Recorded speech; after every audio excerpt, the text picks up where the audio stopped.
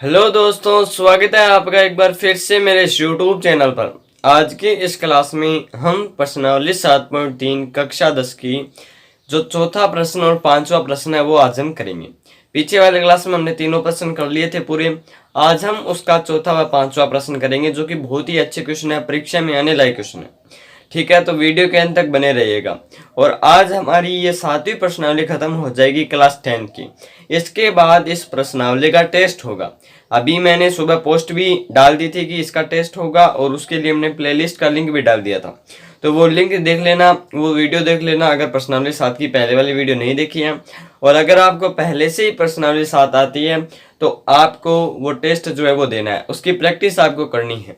वैसे ही क्वेश्चन जो है वो बोर्ड के एग्जाम में पूछे जाते हैं, ठीक है ना। सेम वही क्वेश्चन आपको जो है पूछे जा सकते हैं बोर्ड के एग्जाम में, तो हर चीज की प्रैक्टिस जरूरी है, ठीक है ना।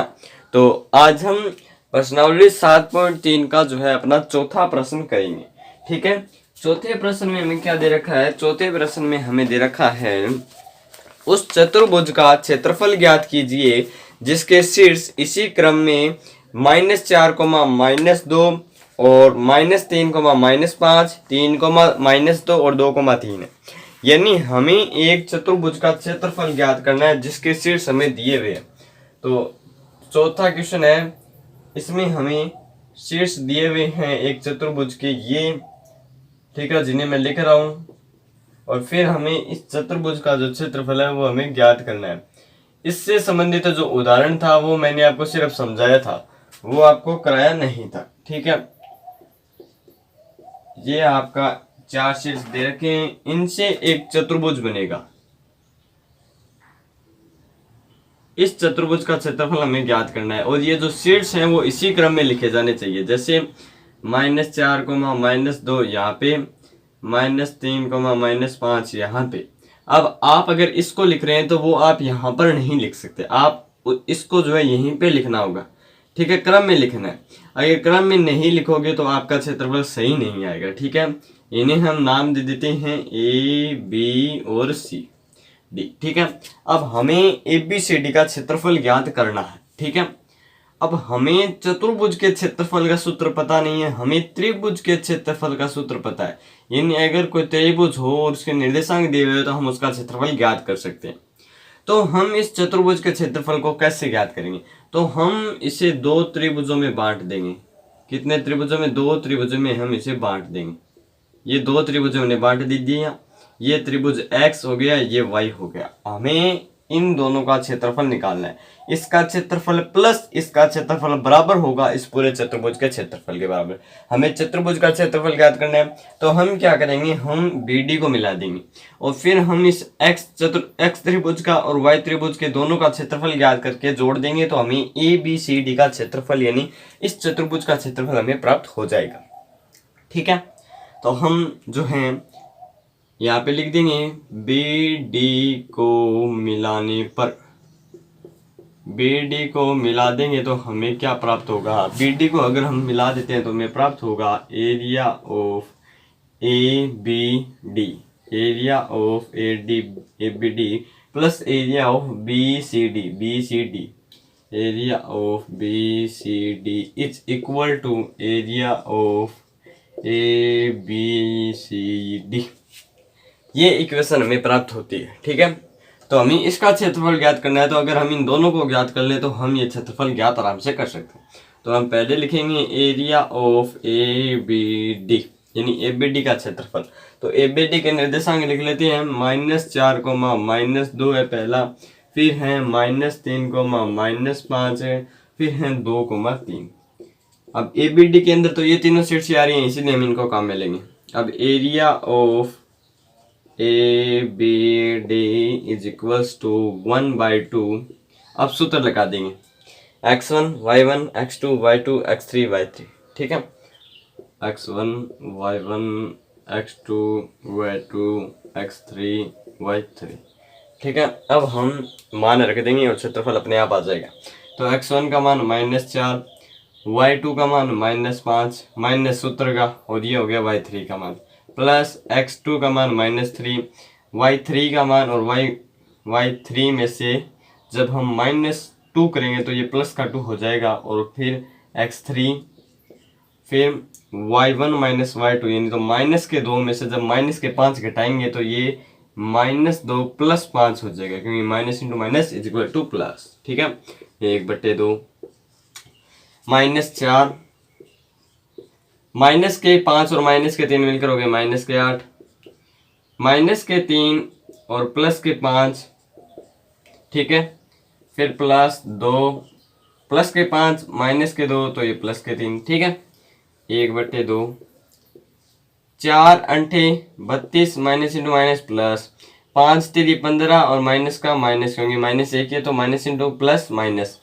फिर प्लस 3 दूनी 6, 1/2 ऑफ 32 में 6 जोड़े 38, 38 में से जब हम 15 घटाएंगे, 38 में से जब हम 15 घटाएंगे तो हमारे पास बचेंगे 23, 23/2 वर्ग मात्रक। ठीक है, ये आप लिख सकते हैं। फिर हम अंत में इन दोनों के क्षेत्रफल को क्या करेंगे, जोड़ देंगे। 32 में से 15 गए, 17, 17 और 6 23, ठीक है, एकदम सही है। अब हम एरिया ऑफ निकालते हैं BCD का, एरिया ऑफ BCD का। BCD के निर्देशांक लिखते हैं -3, -5, C के हैं 3, -2, D के हैं 2, 3, 1/2, x1 का मान दे रखा है -3, y2 का मान दे रखा है -2, y3 का मान दे रखा है -3, प्लस x2 का मान दे रखा है 3, y3 का मान दे रखा है 3, माइनस y1 यानी माइनस इंटू माइनस हो जाएगा प्लस, तो +5, फिर x3 का मान है 2, y1 यानी -5 में से माइनस करना है माइनस का 2, तो माइनस इंटू माइनस प्लस, तो माइनस के 5 में से जब प्लस के 2 घटाएंगे तो ये आएगा -3, ठीक है, 1/2, माइनस के 2 और माइनस के 3 मिलकर हो जाएंगे -5, कितने हो जाएंगे -5, और -5 को जब -3 से गुणा करेंगे तो ये हो जाएगा +15, प्लस 5 और 3 8, 8 3 24, 2 3 6 माइनस के, ठीक है। अब देखो 24 में से 6 गए, 24 में से 6 गए तो बच गए 18, 18 और 15 मिलकर हो गए आपके 5 8 13 और ये 1 3 33 हो गए, ठीक है। तो ये हो जाएगा 33/2 वर्ग मात्रक, ठीक है, वर्ग मात्रक लिखना है। अब हमें जो है इस पूरे का क्षेत्रफल ज्ञात करना है और हमारे पास इन दोनों का क्षेत्रफल है, तो हम इन दोनों को जोड़ देंगे। तो देखो एरिया ऑफ ABCD हो जाएगा एरिया ऑफ 23/2 प्लस 33/2, ठीक है। इन दोनों को जोड़ोगे तो आपको प्राप्त होगा 3 3 6 और 3 2 5 1 56/2। फिर आएगा आपका आंसर, देखो यहाँ पे देखो 28 वर्ग मात्रक। चूंकि हर समान थे इसलिए हमने हर वैसा वैसा रखा और ऊपर वालों को जोड़ दिया और फिर हमने निकाल लिया। तो इस ABCD का जो क्षेत्रफल है, इस ABCD का जो क्षेत्रफल है वो आएगा 28 यूनिट स्क्वायर, क्योंकि इसका आ रहा है 23/2 और इसका आ रहा है 33/2। दोनों को जोड़ दिया तो हो गया 56/2 और 56/2 होता है 28, इसीलिए इसका आंसर आ गया 28, ठीक है। अब हम देखते हैं अगला क्वेश्चन। आई होप ये आपको समझ में आ गया होगा। अब हम अगला क्वेश्चन देखते हैं। अब देखो पांचवा प्रश्न देखते हैं। प्रश्नावली 7.3 का 5वें प्रश्न में दे रखा है कि कक्षा 9 में आपने पढ़ा है कि किसी त्रिभुज की माध्यिका उसे बराबर क्षेत्रफलों वाले दो त्रिभुजों में विभाजित करती है। उस ABC के लिए परिणाम का सत्यापन कीजिए जिसके शीर्ष। पांचवा क्वेश्चन है। ए के निर्देशांक दे रखे हैं 4, -6, बी के दे रखे हैं 3, -2, सी के निर्देशांक दे रखे हैं 5, 2। ये क्या कह रहा है कि ये कह रहा है कि आपने क्लास 9th में पढ़ा था कि एक त्रिभुज की जो माध्यिका होती है, माध्यिका क्या होती है? माध्यिका होती है किसी त्रिभुज के एक शीर्ष से उसके सम्मुख भुजा पे लंब किसी शीर्ष व सम्मुख भुजा के मध्य बिंदु को मिलाने वाली जो भुजा होती है उसे माध्यिका कहते हैं। यानी इस शीर्ष से इस सम्मुख भुजा पर खींची गई एक ऐसी रेखा जो इस रेखा को बराबर भागों में बांटती है, वो जो है वो इस त्रिभुज की क्या कहलाती है, माध्यिका कहलाती है। ठीक है, अब वो इस शीर्ष से भी ऐसे खींची जा सकती है, वो इसको दो बराबर भागों में बांटेगी, इससे खींचेंगे तो ये इसको दो भागों में बराबर बांटेगी। तो माध्यिका का अर्थ है कि शीर्ष से सम्मुख भुजा को दो बराबर भागों में बांटने वाले मध्य बिंदु को मिलाने वाली रेखा, यानी शीर्ष व मध्य बिंदु को मिलाने वाली जो रेखा है, मिलाने वाली जो रेखा है वही आपकी क्या कहलाएगी, वही आपकी कहलाएगी माध्यिका। ठीक है, तो देखो हमें इस त्रिभुज ABC का जो है शीर्ष दिया है, तीनों शीर्ष दिए हुए ABC। हमें कहा गया है कि हमें इस परिणाम को सत्यापित करना है कि किसी त्रिभुज, देखो ये पढ़ा रहने दो, ये एक त्रिभुज नया बनाते हैं, किसी त्रिभुज की जो माध्यिका मान लेते हैं हम इस शीर्ष से ये माध्यिका है। ठीक है, ये माध्यिका जो है ये इस त्रिभुज को दो बराबर क्षेत्रफल वाले त्रिभुजों में विभाजित करती है। ये हमें क्या करना है, ये हमें करना सत्य है। ठीक है, देखो फिर से देखो, हमें सिद्ध करना है कि ये जो एक त्रिभुज की माध्यिका है जो इस भुजा की मध्य बिंदु पर खड़ी है, ये इस त्रिभुज को दो बराबर क्षेत्रफल वाले भागों में बांटती है, यानी इस त्रिभुज का क्षेत्रफल और इस त्रिभुज का क्षेत्रफल बराबर है, ये हमें सिद्ध करना है। तो इसका मान हमें दिया हुआ है, इसका मान हम मध्य बिंदु से निकाल लेंगे, तो तीनों के मान हमारे पास आ जाएंगे। तो हम पहले इसका क्षेत्रफल ज्ञात करेंगे, फिर इसका ज्ञात करेंगे, फिर दोनों को बराबर रख देंगे। अगर बराबर आ गए तो आपके क्लास 9th में सही पढ़ा था, अगर बराबर नहीं है तो आपने क्लास 9th में गलत पढ़ा था। ये हमें सिद्ध करना है। ठीक है, तो हमने ये त्रिभुज मान लिया है, इसके शीर्ष हमें दिए हुए हैं 4, -6, 3, -2, C का मान है 5, 2। हम मान लेते हैं कि ABC की जो माध्यिका है वो है AP। ठीक है, चूंकि जो माध्यिका है वो त्रिभुज की सम्मुख भुजा को दो बराबर भागों में बांटती है, इसीलिए BP बराबर है PC, यानी ये भुजा इसके बराबर है। तो ये P जो है वो क्या हुआ, BC का मध्य बिंदु हुआ। हम लिख देंगे, चूंकि माना AP एक त्रिभुज ABC की क्या है, माध्यिका है। ठीक है, मान लिया। ठीक है, माध्यिका है, इसीलिए P भुजा BC का क्या है, एक मध्य बिंदु है।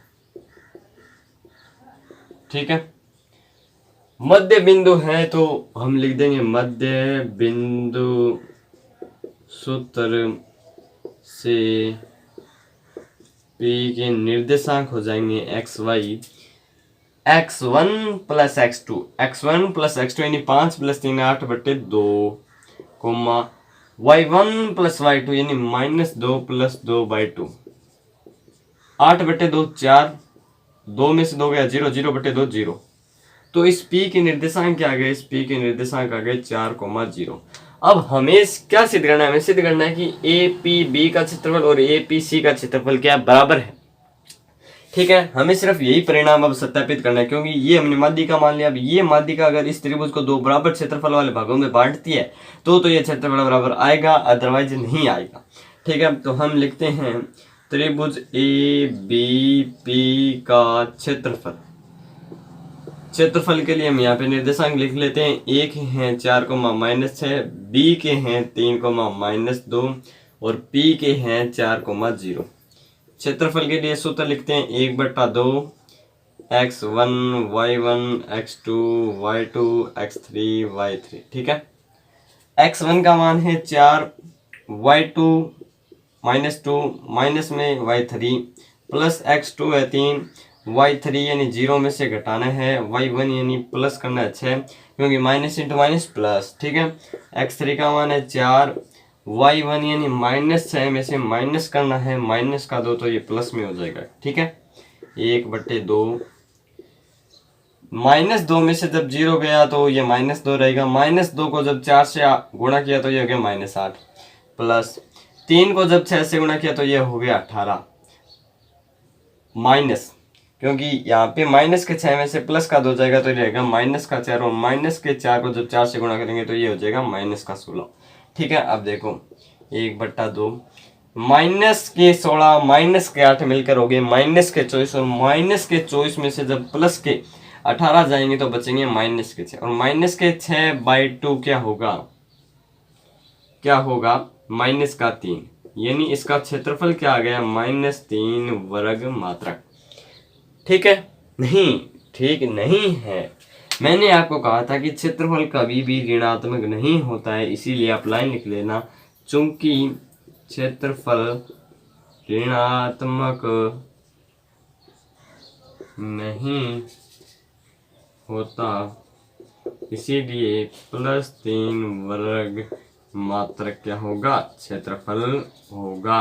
ठीक है, तो इसका क्या होगा, प्लस का 3 होगा, माइनस का 3 कभी होता ही नहीं है, हम क्यों निकालें, माइनस का 3 कभी नहीं होता, अगर आप भी जाए तो उसको प्लस कर देना।